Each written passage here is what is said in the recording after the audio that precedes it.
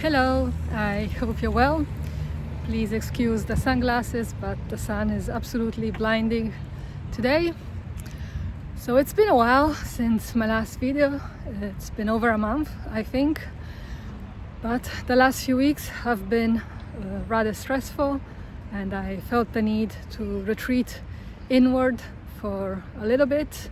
So I stopped writing on my blog, I stopped making videos, and to keep it short, basically at the end of August my mom's health took a turn for the worst, so that was pretty scary. And luckily now she's doing better, but she's no longer completely self-sufficient, so there's the matter of her care, a whole range of practical issues, and there's also been a bit of conflict with my brother, and so that was quite trying. On top of that, I received rather unsettling and disappointing email from my dad, whom I've been estranged from for a long time now. And also I had, to top it all off, I had an ulcerative colitis flare-up, which was either caused by or exacerbated by all these events.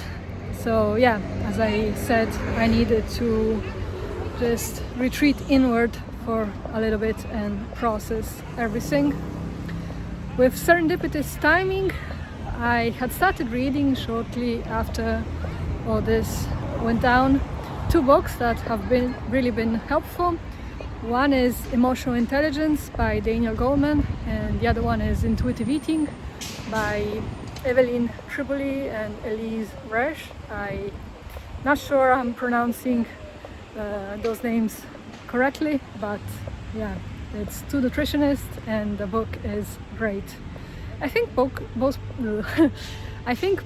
books came out in the 90s, but they're still incredibly relevant today. In fact, they're probably more relevant now than they were when they were first published. And even though, of course, the authors have different backgrounds and the aim of the 2 books is different, I believe the core message is the same, and that is basically the importance of self-awareness. Emotional self-awareness is the basis for every other emotional skill and tool we then go on and develop. And intuitive eating, in its essence, is the ability to recognize and honor your body's wisdom, your inner cues of hunger and satiety. I had ended my last video, I think, by saying that the more I age, the more I realize that self-awareness is everything. And yeah, after reading these 2 books and after the last few weeks, I believe that's the case now more than ever. Of course, it may sound easier said than done, right? Like, how do we develop more self-awareness? Well, one thing I found really useful is getting into the habit of finding a few moments every day to pause and ask myself, how am I feeling? How am I doing? Why am I feeling like this? What do I need? How can I soothe myself? How can I take good care of myself? Is this affecting the people around me? And the more you ask yourself these questions, the easier it will become to find the answers. And was I perfect in dealing with all the stress the past few weeks? Of course not. But compared to what I probably would have done until not so long ago, i.e. numb out by adopting unhealthy eating disorders, I did pretty well. So all things considered, I should be pretty proud of myself. And yeah, if I can do it, everyone else can.